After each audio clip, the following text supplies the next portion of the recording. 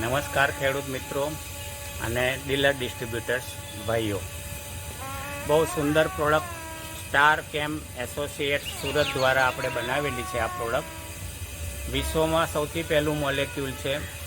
છેલ્લા 20 વર્ષથી એના પર રિસર્ચ અને R&D કર્યા પછી આ પ્રોડક્ટને ડેવલપમેન્ટ કરેલી છે. નામ પ્રમાણે એના ગુણ છે અંકુશ.